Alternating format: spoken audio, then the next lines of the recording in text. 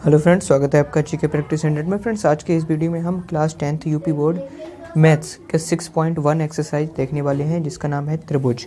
तो त्रिभुज से जैसे कि आप देख सकते हैं कि पिछले साल 2022 में 22 और 21 का जो सेशन था उसमें क्वेश्चन लगभग 10 से 12 नंबर के क्वेश्चन पूछे गए थे। तो ये चैप्टर आपकी परीक्षा की दृष्टि से बहुत ही इंपॉर्टेंट हो जाता है। तो इसलिए आज के इस वीडियो में हम एक्सरसाइज 6.1 डिस्कस करने वाले हैं।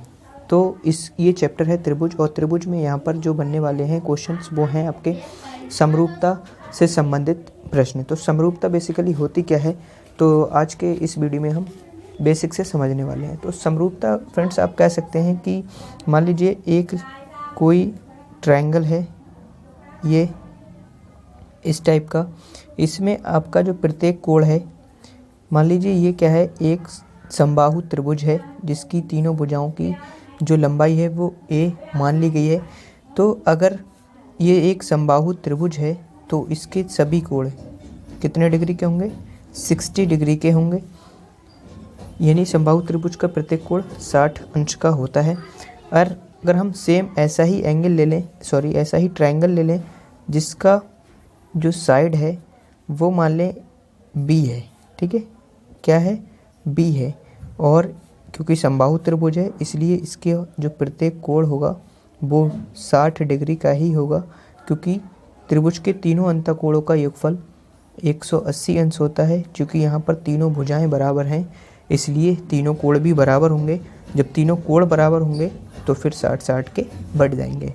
तो देख सकते हैं यहाँ पर ये वाला जो आप ट्रायंगल देख रहे हैं, त्रिभुज देख रहे हैं, छोटा वाला, और एक इससे बड़ा देख रहे हैं। तो क्या है, इसमें तीनों हम देखें, तीनों जो ट्रायंगल हैं, तीनों एंगल जो हैं वो क्या हैं, सेम है।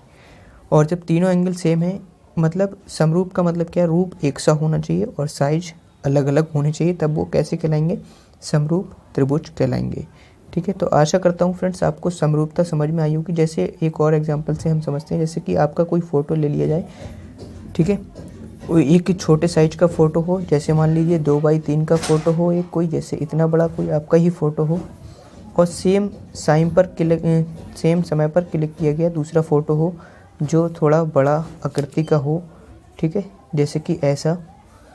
तो फिर आप कह सकते हैं कि इस फ़ोटो में भी आप ही हैं और इस फ़ोटो में भी आप ही हैं।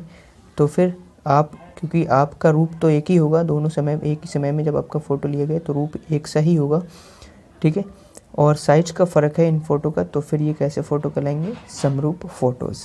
ठीक है, तो आशा करता हूँ आपको समरूपता समझ में आ चुकी होगी।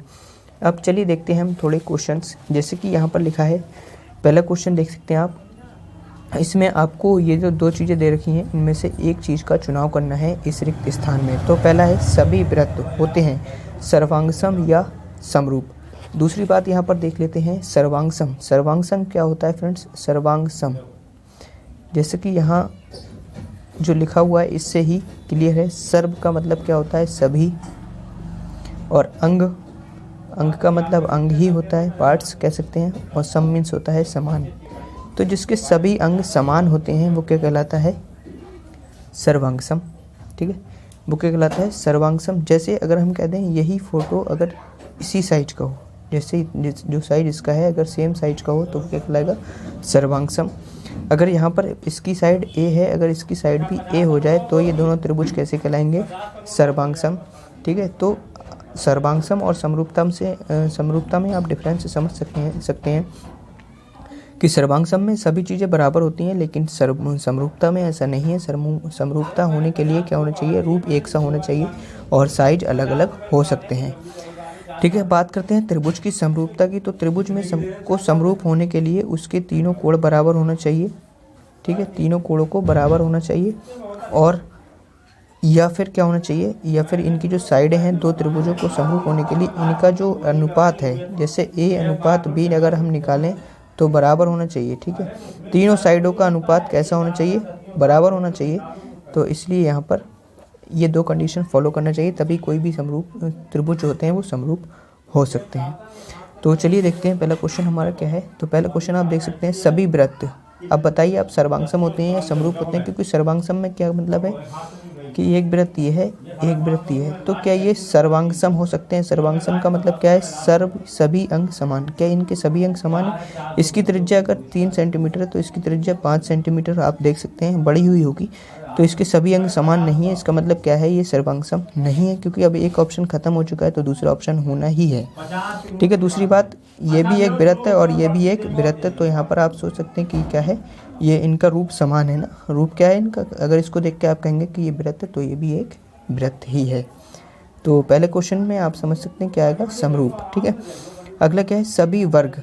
जैसे कोई एक वर्ग ये है और दूसरा वर्ग ये है, तो इसकी चारों साइडें बराबर हैं, इसकी चारों साइडें बराबर हैं, तो बताइए ये कैसा है? सर्व अंग समान। क्या इसकी साइड अगर मान ले 2 सेंटीमीटर तो इसकी 4 सेंटीमीटर, तो क्या सभी अंग समान है? इसकी साइड अलग है, इसकी साइड अलग है, तो ये सर्वांग सम नहीं हो सकता है, लेकिन हाँ समरूप जरूर हो सकता है। ठीक है फ्रेंड्स, तो ये कैसा है?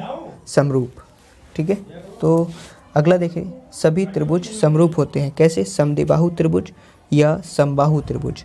तो अभी हमने एग्जाम्पल से देखा था कि समबाहु त्रिभुज ही सर्वांगसम होते हैं, समरूप होते हैं। सभी समबाहु त्रिभुज ही सर्वांगसम समरूप होंगे, सर्वांगसम नहीं होंगे। ठीक, तो समझ सकते हैं आप। तो इसमें क्या आएगा फ्रेंड्स? सभी समबाहु त्रिभुज समरूप होते हैं। अगला क्वेश्चन देखेंगे, भुजाओं की समान संख्या वाले 2 बहुभुज समरूप होते हैं।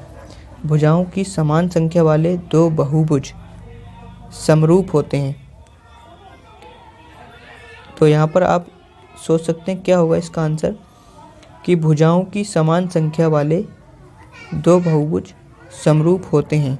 कब होते हैं? ये कंडीशन बोली गई है, नीचे आप देख सकते हैं, यदि ए उनके संगत कोण कैसे हों।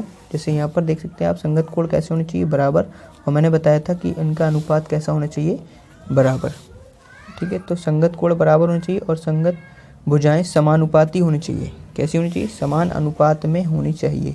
इनका अनुपात कैसा होना चाहिए? बराबर होना चाहिए, तभी ये कैसे होंगे? समरूप होंगे। तो आशा करता हूँ फ्रेंड्स आपको समझ में आया होगा। अब अगला क्वेश्चन है हमारा, निम्नलिखित युग्मों के 2 अलग अलग उदाहरण दीजिए। पहले क्या है? समरूप आकृतियाँ। तो समरूप आकृतियाँ जैसे ये और ये दे सकते हैं, ये और ये दे सकते हैं, तो ये समरूप आकृतियाँ हैं दोनों, ये वृत्त और ये वर्ग। और दूसरी क्या है? असमरूप आकृतियाँ। कोई सी भी समरूप आकृतियाँ, जैसे असमरूप, जैसे ये और ये समरूप नहीं है, इनके रूप अलग अलग, ये त्रिभुज है, ये वृत्त है। तो ऐसे ही आप ये ले सकते हैं, जैसे ये और ये आप ले सकते हैं षटभुज, और ये क्या है? चतुर्भुज है एक। तो इस प्रकार से ऐसे आप कोई से भी 2 उदाहरण ले सकते हैं। ठीक है, अब आगे देखेंगे, बताइए कि निम्नलिखित चतुर्भुज समरूप हैं या नहीं हैं। जैसे ये वाला चतुर्भुज और ये वाला चतुर्भुज समरूप हैं या नहीं है, ये आपको बताना है।